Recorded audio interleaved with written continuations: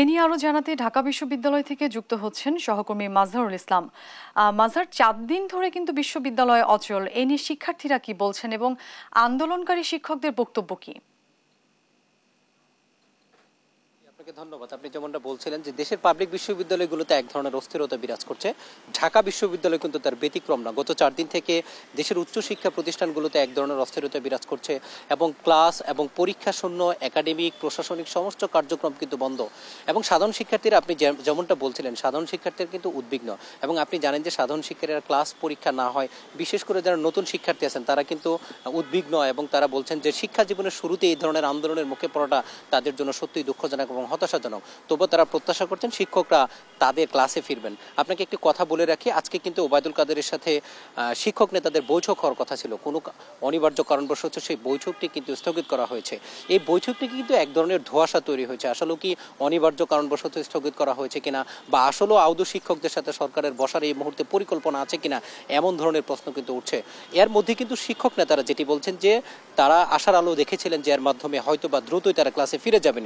কিন্তু যখন সেই বৈঠকটি আবার স্থগিত হলো তখন কিন্তু বেশিরভাগ শিক্ষক এক ধরনের হতাশা ব্যক্ত করেছেন এবং তারা বলছেন যে তারা যে আশার আলো নিয়ে আজকে মূলত এই আন্দোলনে এসেছিলেন এবং তারা ভেবেছিলেন আজকের দিনটি হয়তো বা তাদের আন্দোলনের শেষ দিন হতে যাচ্ছে, কিন্তু সেটি কিন্তু হয়নি। যার ফলশ্রুতিতে কিন্তু তারা ম্যাক্সিমাম শিক্ষককে তারা হতাশা ব্যক্ত করেছেন এবং তারা বলছেন জানি না এর পিছনে কেউ ষড়যন্ত্র করছেন কিনা, কিন্তু তারা একটা জিনিস বারবার বলেছেন, বিদ্যমান ব্যবস্থায় তারা কোনোভাবেই থাকবেন না। এবং 1 জুলাই এবং 30 জুন জাস্ট একদিনের ব্যবধানকে কেন্দ্র করে দুটি শ্রেণী বৈষম্য তৈরি করা হচ্ছে। 30 জুন যারা শিক্ষক হিসেবে জয়েন করেছেন তাদের যে সুযোগ সুবিধা থাকবে, 1 জুলাই যারা জয়েন করছেন তাদের কিন্তু সেই সুযোগ সুবিধা থাকবেন না।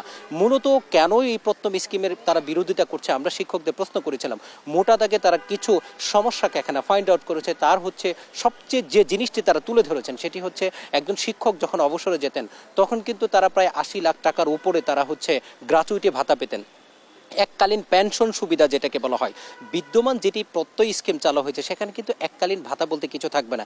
এবং তারা বলছেন যে তাদের আগে যে পেনশন ব্যবস্থা ছিল সেখানে কিন্তু তাদের মূল বেতন থেকে কোনো টাকা কেটে নেওয়া হতো না এবং যার ফলশ্রুতিতে কিন্তু তারা খুবই ভালোভাবেই তাদের ভবিষ্যৎ, অর্থাৎ যখন তারা বৃদ্ধ বয়সে থাকবেন তখন কিন্তু তারা সেখান থেকে সুবিধাগুলো পেতেন। কিন্তু বর্তমান প্রত্যয় স্কিম চালু হওয়ার পরে তাদের মূল বেতন থেকে 10% কেটে নেওয়া হবে আর কিছু অংশ সরকার থেকে দেওয়া হবে বা প্রতিষ্ঠানগুলো থেকে দেওয়া হবে, যেটা সত্যিকার অর্থেই তারা একটা বৈষম্য শিকার হবে। এবং অর্থ মন্ত্রণালয় এবং পেনশন কর্তৃপক্ষের তারা তীব্র সমালোচনা করেছেন। সাধারণ শিক্ষার্থীকে তারা জিম্মি করছেন কিনা এমন প্রশ্ন আমরা তাদেরকে করেছিলাম। তারা বলছে যে শিক্ষার্থীকে তারা জিম্মি করছেন না, ভবিষ্যতে তাদের এই শিক্ষকতা পেশায় তারা আসবেন এটা ভেবেই কিন্তু তারা তাদের জন্য আন্দোলন করছেন। সব মিলিয়ে অচল অবস্থা কাটেনি, কবে কাটবে সেটা নিয়ে কিন্তু এক ধরনের অনিশ্চয়তা তৈরি হয়েছে। চলমান আন্দোলন এভাবে চলতে থাকলে নিশ্চয়ই সাধারণ শিক্ষার্থীরা ক্ষতিগ্রস্ত হবেন, এমনটাই কিন্তু সাধারণ শিক্ষার্থীরা আমাদেরকে জানিয়েছে। এই ছিল ঢাকা বিশ্ববিদ্যালয় থেকে শিক্ষকদের আন্দোলন সম্পর্কিত আমার কাছে সর্বশেষ তথ্য। মাজহার, আপনাকে ধন্যবাদ। দর্শক, ঢাকা বিশ্ববিদ্যালয় থেকে যুক্ত হয়েছিলেন আমাদের সহকর্মী।